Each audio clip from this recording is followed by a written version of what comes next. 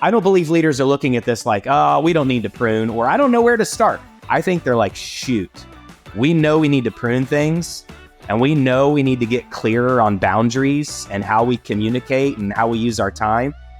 But I don't necessarily think I have the strength to deal with the pushback. Welcome to Divine Renovation's Missional Leadership Podcast. Here's your host, Tammy LeBlanc. Welcome to you, Rob. Welcome to you, Matt. And welcome to our listeners, where we pray we will be able to come alongside you and help to equip you in your renewal efforts. So guys, we're all around the same age. If you look back over your life, do you find there are periods of your life when you were busier than others? Oh, for sure. I would say sometimes, though, I look back over my life thinking I was busy at a time when in reality I wasn't. Yeah. Me and my wife would talk sometimes like, what did we used to do before we had kids? Right? Like, shouldn't we have accomplished a lot more things than we actually did? So that was always one of the conversations. But definitely now that our kids are getting older, there's still a busyness to it, but it's a different busyness than when we had 3 kids that were 5 and under and all the running around and all the constant attention that they needed then. So I don't even think I want to jump into the conversation other than you already admitted we're all around the same age. Because it was as I was listening to Rob, I was like, man, Rob, you're old. You like sound old. I don't want to talk about this. I want to talk about things that don't make me feel old. You know when you're old, Matt, right? It's when you actually look forward to being bored, because when you're kids, like the worst thing in the world is being bored. And there's like, oh my word, at this stage of your life, I would love to be bored. That'd be great.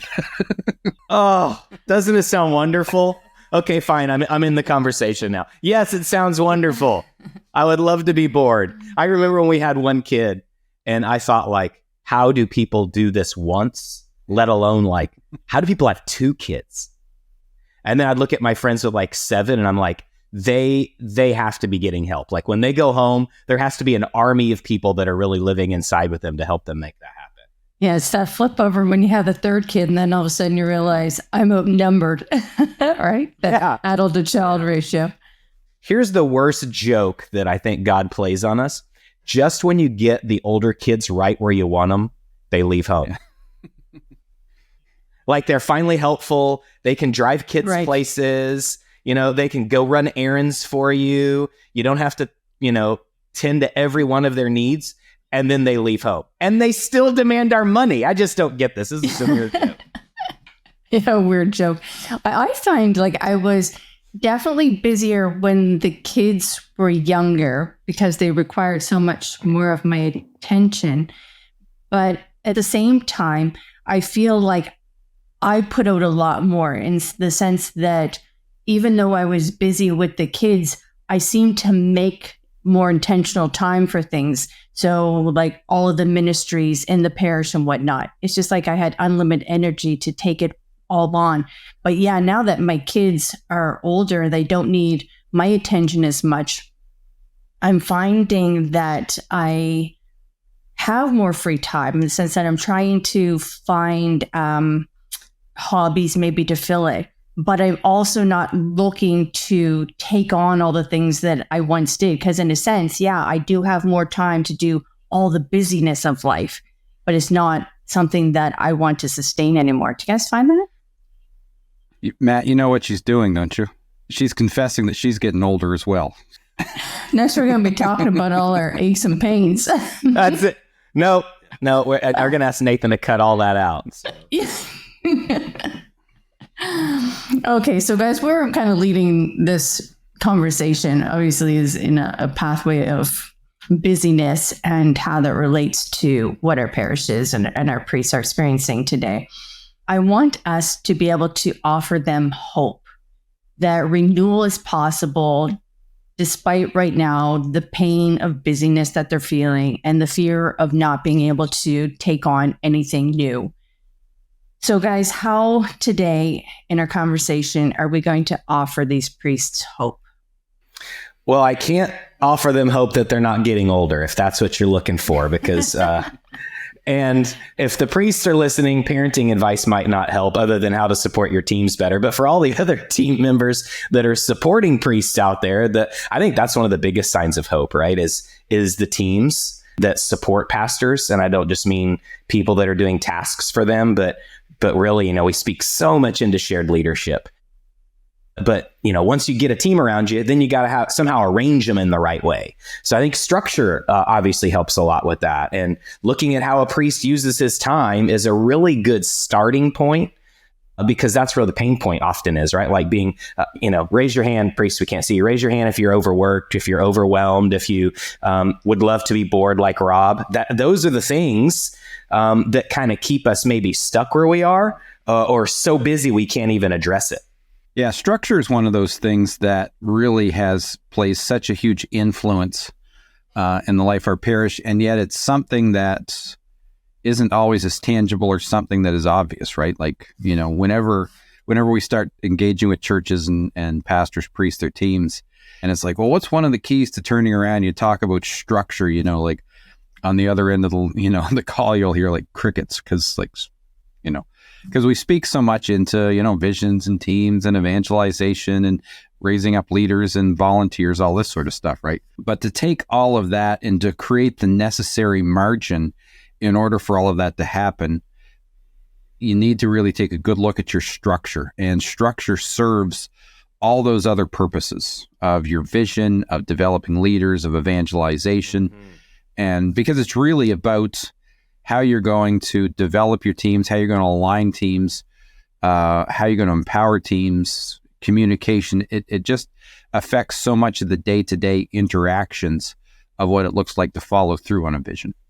It seems to me that structure should be the most obvious because it's tangible. There's a system already set up. I mean, structures from how they pay their bills, what their mass schedule is, how people get in and out of parking lots, who reports to who, what programs are on what night, and who puts it in the bullet. Like, structure is chock full of everything we do. Why is that not like the most obvious place? Because to me, vision is super hard, I think, for pastors or leaders to get their hearts and their heads around, because maybe they assume they already have one, like, the Great Commission. Or maybe they have never really thought about vision because they're just busy doing all the tasks. But so it seems to me structure might be the thing they'd want to address first.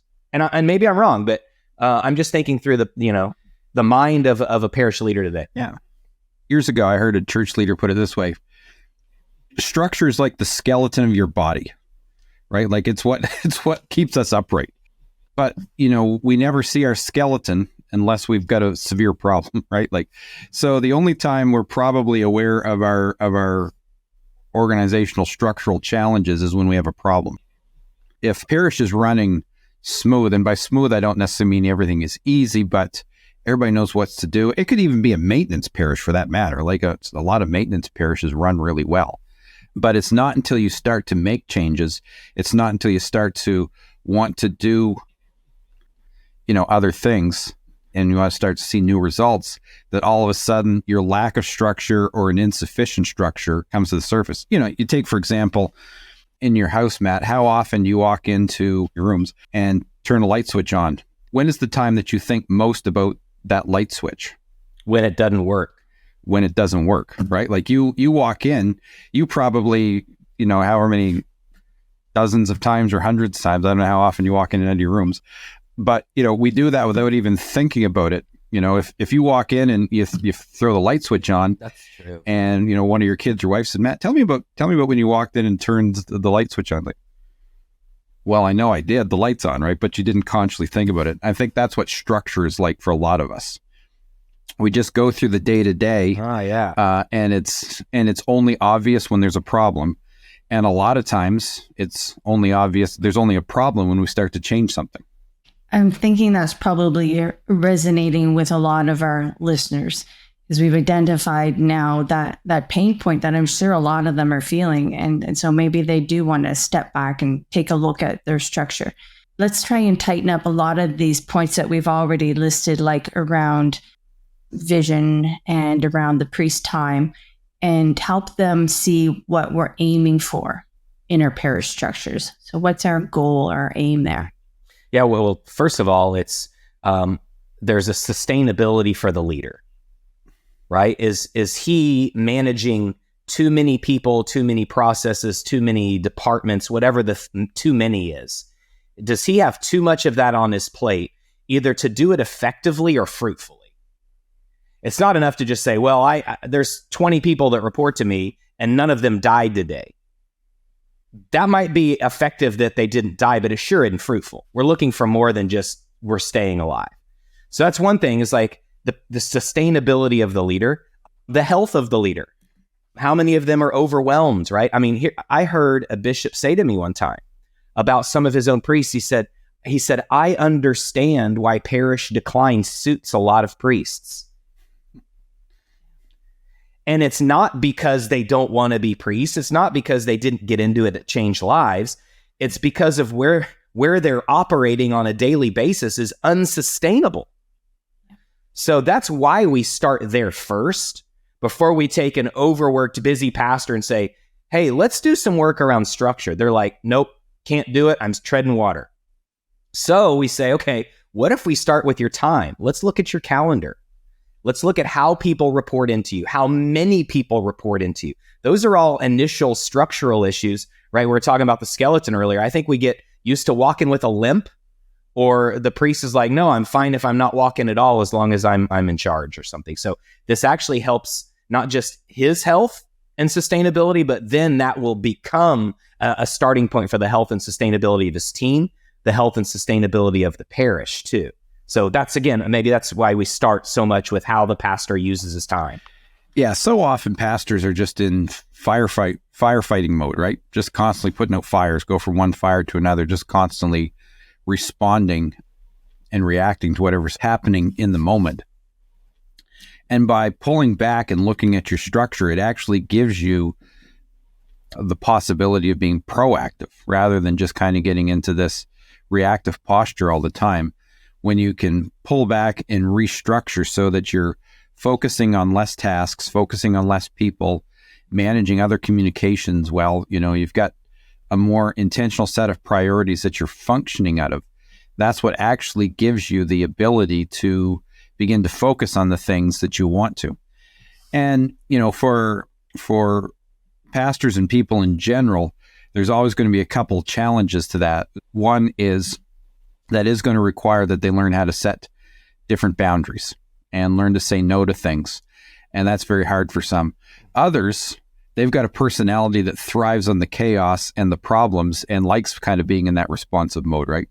And so there's always a couple different challenges once you start to kind of speak into these issues. But yeah, for restructuring, because of the place that priests find themselves in, that's always the beginning point of where, before we look at anything else organizationally, we focus in on the priest's time and their priorities and how they're functioning. So I'm hearing you saying, looking at their busyness versus their fruitfulness, and which is contributing to the vision. Well, their fruitfulness should be contributing towards the vision, right?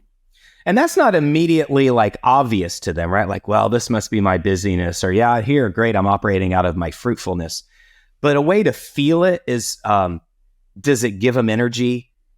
Is there signs of other people getting on board, buying in, having changed lives? There's signs that give you is this busyness or fruitfulness? Yeah. And nobody said fruitfulness wasn't busy. So that's why it can be very hard to kind of differentiate these things. But, maybe one way to think about it too, is there's certain things that only the priest can do. And there's certain things that the priest is doing that a million other people could be doing. And how do you know the difference between those? We like to break down how a pastor spends his time around leading, around sacraments, and around preaching, and then everything else. Because we know that the priest's leadership at a parish is not just signing checks or showing up at a meeting, but active leadership. What does active leadership look like for him? To lead others. Sacraments and preaching, that's the necessity of the priesthood and of what the people need in their spiritual lives. But a lot of the other things are what get most of his attention. I mean, if they're showing up on a Sunday, let's say, daily mass, sometimes there's a little bit more wiggle room for prep. But on a Sunday, if they show up and they feel ill prepared for the homily and they barely made it in time for mass, that starts to be felt in the community. And they probably have a good reason, not because they didn't want to, but because they had 90 other things to do that morning when they got up. So it's really addressing the everything else. And how can you bring people around you to help not just do all those tasks, but actually take them, empower them to look over them as well? Yeah, so key. Is there a season, though, that it's fair to assume that it's okay to live in maintenance mode versus missional mode? I'm just thinking about our pastor's time again. And I know when Father James moved into his latest parish, there was a season of closing churches to amalgamate a parish. And I think he was feeling the burden of having to live in this maintenance space again. But is that normal that we do see seasons where we have to expect that we have to live in that before we can start structuring for mission? Yeah, I mean, I think particularly if you're new to a parish, I think stepping in, getting to know people, getting a sense of the lay of the land, I guess in my mind, I don't consider that maintenance, right? Like, obviously, you're not creating a lot of new initiatives, but you're developing the relationships and establishing the foundation that's going to give you the ability to move forward on these things, right? Because again, getting back to the structure issue, a good structure helps you in relationships. A good structure helps you in aligning people, right?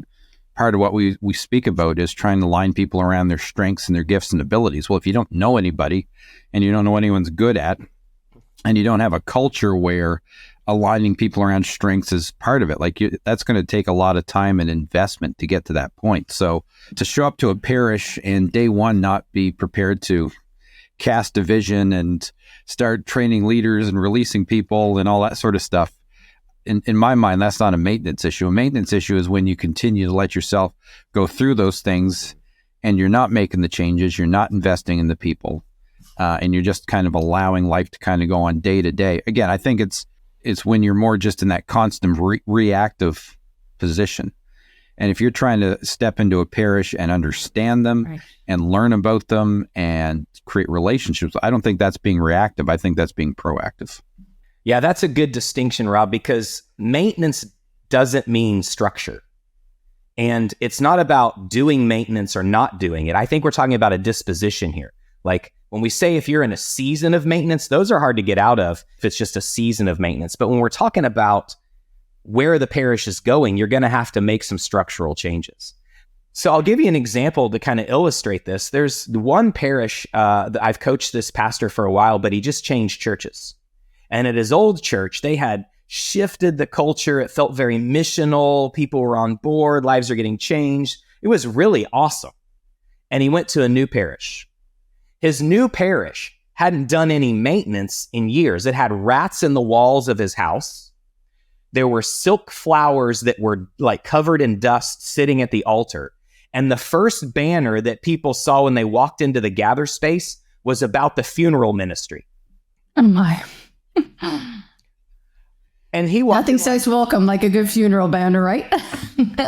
That's the first thing he thought was like, and I told him, I said, you're not even stuck in maintenance mode. Like you're before that. We need to have a book of like, how do you even get to maintenance mode? But like, so for him, yes, he's about to go through a whole lot of maintenance, but it's not a season of maintenance as its own thing, right? It's, I got to do this stuff. I got to make some structural changes, even to the welcome of this church, so we can move toward a missional mindset.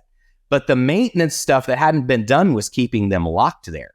In the same way that the maintenance that we get stuck in a season can keep us locked in as if that's the most important thing. So yeah, that's kind of theoretical, but just to give an idea of why we still need to do maintenance.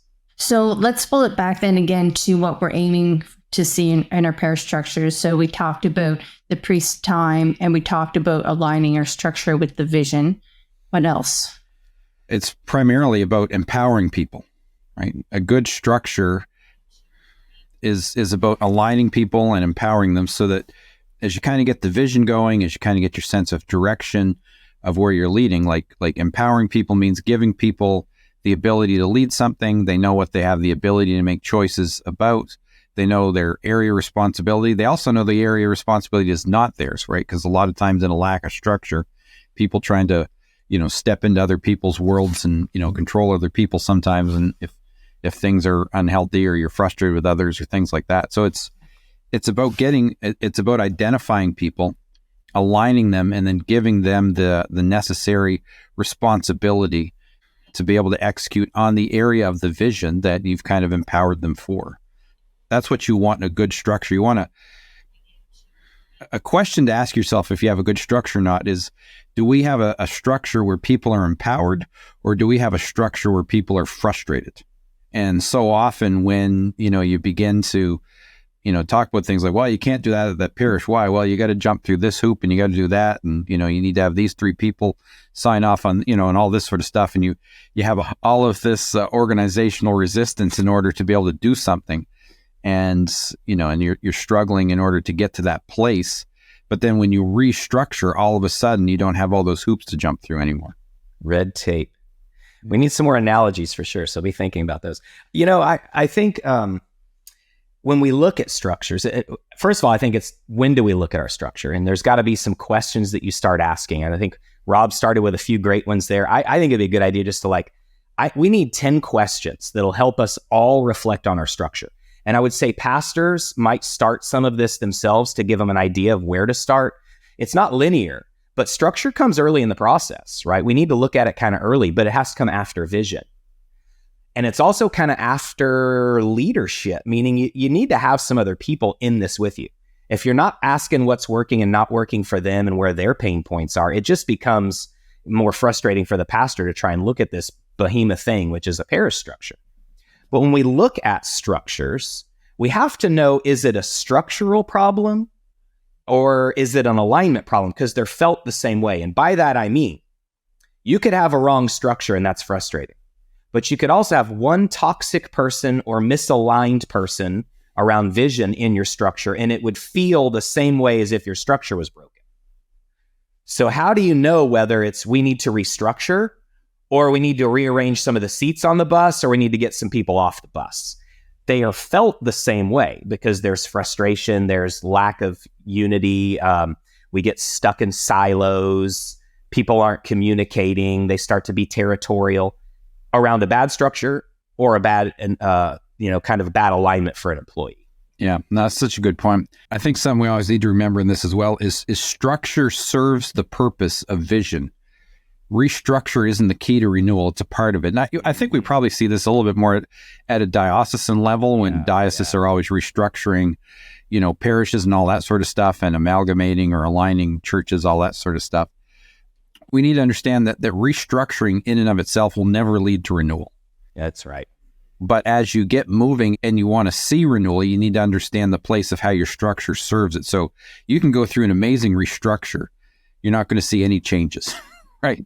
It has to have the right place of, casting the vision, starting to move forwards, developing leaders. I'd say, probably particularly getting evangelization going. Sometimes you might have a little bit more insight of the best way to align it, but probably generally speaking, it's going to be after you get a little bit of forward movement going, after you start to work on some of these things, that you're probably going to see a thorough restructuring necessary for the parish. Mm-hmm. So then, Rob, do you think it's fair to say that structures typically need to change the further a parish is down the renewal pathway? Yeah, I think it's always going to be one of those things you're going to have to be aware of. Like I would say, again, initially, probably just the pastoring of himself, restructuring some of the way he functions. And, just even around, like, you get pastors that get 100 email every day and people walking in off the street, and every leader in the organization is coming to them because they're unintentionally doing all the supporting of all the leaders. Like, there can be an initial kind of restructuring there, but as you kind of get going and as you're trying to see your vision happen more and you're being more intentional about it, I think there's going to need to be a further, probably more thorough one throughout the organization that's happening. And then as you continue to change, right, we talk about pruning things that aren't fruitful. That can create a lot of restructure. For churches that add paid staff in certain cases. That's going to eventually, kind of recreate a restructure. So as you're continually growing and developing, there's going to have to be these times where you are going to have to stop along the journey and focus on where you're at that particular time and ask yourself how your structure is serving or hindering at this stage of the game. I think a real, big point of reflection for all leaders that are listening or watching this right now is like, when was the last time that you as the leader or on the leadership team sat down and took an honest look at the way everything is structured? When's the last time you pruned things that weren't functioning well or made changes at a structural level? When's the last time you almost restructured and said, no, we're going to realign a lot of this? Because here's what happens. It's as if we take the structures we've inherited as the gospel. And we take them and we don't want to mess with them because, well, it must have worked for the other guy, or I don't have enough vision or energy to change it, so let's keep it the same. I believe we rebrand plugging holes as restructuring. So what we do is when someone leaves, we hire for the exact same thing. Or when someone steps out of ministry, we plug that hole. Plugging holes works if your structure works. But if we don't know whether our structure works and what kind of problem we're really dealing with, plugging holes actually will kick the can to the next guy and leave you frustrated. Well, and I would say too, a lot of times when we're in the whole plugging holes mentality, we think we've solved a problem. A lot of times we're making it worse. Let's take this 3-person team. If Tammy leaves and, we just need to, we just plug a hole, right? And all of a sudden it's like Nathan, our producer, hey, Nathan, you're going to start doing what Tammy was doing. We could say, well, we've plugged the hole, right? But everyone's going to be frustrated, particularly Nathan, and a lot of times in churches, we do the same things like, oh, we got a hole, so we just plug it. And we've probably put someone worse in because we weren't concerned about that person. We just concerned about plugging the hole and maintaining the current structure rather than seeing that as an opportunity of pulling back and saying, okay, well, hey, we don't have a Tammy anymore. Is this an opportunity, or is there a different way that we can start to move forward and restructure, realign some things and move forward in a different way rather than just going, okay, well, we need person A. And so there we go. Stick them in. We're good to go. I'm going back and focus on my world. And then I'll worry the next time someone else leaves and we have to plug another hole. And when you're busy, it just makes that more urgent, right? The most urgent thing is a butt and a seat. Can you say that? Does that have to be edited? And leading from vision and leading for always just constantly solving problems is two different types of leadership. Problem solving tends to be much more short term. Now, sometimes problem solving can be much bigger vision sort of things or, long-term strategic issues, but short-term problem solving is never going to compensate for long-term vision direction. And so not allowing ourselves to fall into that trap all the time. But again, in the stress and in the busyness of all of that, that's where we tend to default to so often. Just to interject there, as Nathan involved in this conversation, Tammy, you are not going anywhere. I wanted to say that I think you would do a great job plugging the hole, but I don't even know how to tie it in. Didn't want you to feel that you wouldn't do a good job. We're talking about Nathan enough on the podcast. One of these days, Nathan, we're going to have you as a guest on the podcast. We'll do it, but we'll stay behind the screen like this. We'll talk to him and he'll just see us on microphone. Either that or you could do like the fence on the old, Wilson. Yeah. Wilson. Right. Home Improvement TV show. Right. That yes. Wilson character. Heidi-o, neighbor. Matt, you want to come over and fix my car? Yeah. This brings up my old pickup truck. I drive, it sounds so stereotypical. I drive a 79 Ford pickup truck. And there are things on it that don't work very well. It takes the heater, which I only use about 6 days a year. It takes the heater the entire drive to warm up. The air conditioning can't quite keep up. Sometimes the windshield wipers go really fast and look like they're going to fly off, and sometimes they don't. But it's still a 1979 Ford pickup truck. And so there's always something to tinker with it, right? It is a constant maintenance hobby. just to keep it going. And it's old, and it's kind of supposed to be that way. But our parishes aren't just supposed to be old hobbies that we tinker with. Like, we're just fix the things that kind of break, right? Because at the end of the day now, they make trucks with better gas mileage. And that's a good thing. They make trucks that can drive on the highway for longer and have better safety features like headrests and seatbelts. So there's other things like that I should look at making my truck work better in a modern world. But like, I want to preserve the old. How are we looking at our parishes? Are we stuck in like a bygone era of like, well, this used to work for me when we were a little country church and it was full, and there was another country church with another parish 3 miles down the road? Or like Rob said, are we looking at like, okay, the attendance has gone down, the priesthood numbers have dropped. We've got to look at a more sustainable model in the current culture. And those are big structural questions, but they start with the tinkering, right? That's like, let's look first, pastor's schedule. Let's look first at getting leaders aligned and empowered and raised up to do and to lead, not just to lead as well. And then where are we going? We got to know where we're going. If we don't look at where we're going, we're never going to restructure and make the right decisions. So maybe that analogy helps, just to say like, let's not just settle for what we've been given or where we are. Let's prepare for where we're going. And that's really where our vision wants to take us. Would now be a good time to talk about the process of pruning, because I appreciate that it's actually really hard for a lot of people.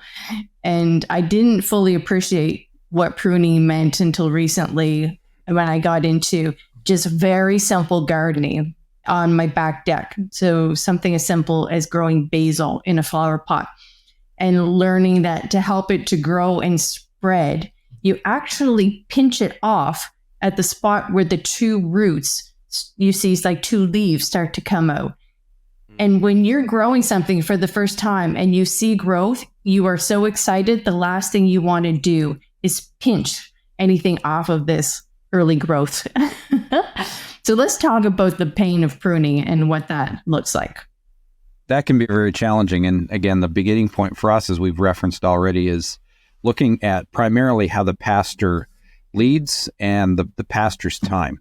If you ask the pastor so often, what it is that they're spending their time doing, there tends to be a lot of optional things, and even stuff that you would think is inherent to the priest. So I remember one time talking to a priest, and we're going through their schedule and all the things, and they were the chair of the liturgy committee, and in their minds that just seemed to be the perfect position because the liturgical function of the priest and all that sort of stuff. And I said, so let me ask you, at your meetings, how much of what you're doing is liturgical as far as you needing to weigh in on it? Or what's the majority of your meetings look like?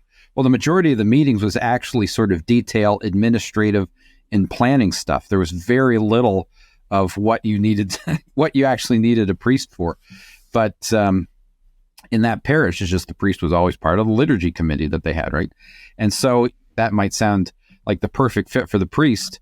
It wasn't.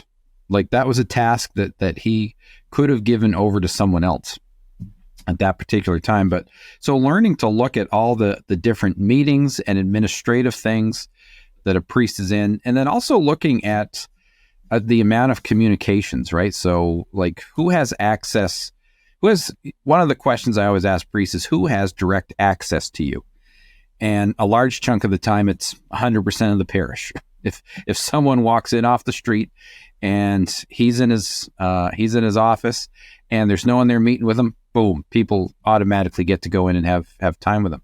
How many people have access to your cell phone number? How many people have access to your email even? So all your communications, right? And so most priests, people have 24/7 access. And so learning to step back and just even to think through some of that and learning to restructure that and limiting who has, it doesn't mean that you don't meet with other people. It doesn't mean you don't accept people's phone calls or respond to people's emails, but it begins with the question, who has the ability at any particular time to have direct access to you? And just even that question starts to refocus how they think and how they lead about their position. Yeah, maybe as a distinction here too, like think about a doctor. Like when you have a headache or whatever the ache is, you don't pick your phone up unless your brother's a doctor and call the doctor. You call the office, you call the nurse. Like sometimes you might go into the doctor's office and not see the doctor. Now, maybe we have some, no pun intended, we have some heartburn over this, right? Like our access to doctors or, I don't feel like I get all the answers from them. But they've created a culture and a structure around how the doctor uses his time. I think we still, we have the 1979 Ford pickup truck model of parish leadership for pastors, which is like they're in a little country church where on Sunday they stroll around the town and they look in all the windows and they wave at everybody and they play catch with the kids. Like that's the kind of, I think, reality that is far gone that we're still trying to operate out of. Because here's what I know will happen. When you restructure, we're not going to get to the doctor model. And even if we do get to a model where there's not as much access to the priest because of their time and the way they spend their time, making that journey is painful. If it's healthy for that little basil plant, I'm sure the plant doesn't like when that's pulled off of it, right? I don't think it has ouch when you do that, but pruning's painful, right? And pruning in a church can make people mad. Because you're messing with their access to the priest, you're messing with their ministry, you're messing with their role, you're messing with their identity when we make some of these changes. I don't believe leaders are looking at this like, oh, we don't need to prune, or I don't know where to start. I think they're like, shoot, we know we need to prune things, and we know we need to get clearer on boundaries and how we communicate and how we use our time. But I don't necessarily think I have the strength to deal with the pushback. That's one of the keys to moving forward with a team around you. Because if you have a good leadership team around you, they can help you through those decisions. They can help support you through that. They can say, Father, I know this is a challenging season, but, kind of hold their feet to the fire a little bit more to kind of push through, some of that resistance. One of the pastors that I coached, he took this very serious and he was in a larger staff situation, so he had an assistant that could help him do this. But he went from, in about a 6 or 7 month period of time, from where 80% of his time was focused on administrative tasks. He examined everything, looked, completely changed his schedule, went to where only 20% of his time was on administrative tasks, and completely changed, the way he led. Now, you're always sharing the extreme stories as your examples, and so it doesn't play itself out this way in a lot of them. That's huge. That's huge. But it was just enlightening to him all of a sudden, like all the different places that he was getting bogged down in. It isn't so that priests can sit back with their feet up and not do anything. It's that priests can now invest their time into the right things. So it's not like they're not busy. They're just busy doing different things, and they're busy doing the right things to help the parish lead towards renewal. So we've talked about vision. We've talked about the pastor's time. We've talked about empowering people, and we've talked about communications. So I just want to make sure that nothing is left on the table. We've been very priest-centric in a lot of our conversation today, which again is the place to start. But part of what we also speak into is everything that we're talking about for the priest, we want to see for all the other leaders, right? So whether you're multi-staffed or whether you've got volunteer leaders, whatever the case is, we want to see everybody leading at a sustainable level. So it's not like all of a sudden you restructure, the priest dumps all this stuff on other people. Now other people are just carrying a heavy load.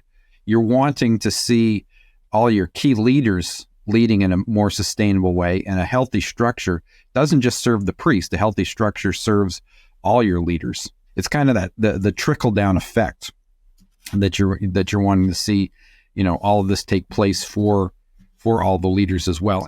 It sounds like an easy thing to do initially, but to work through and start to make those changes and focus other people's time and energy as well can be very difficult.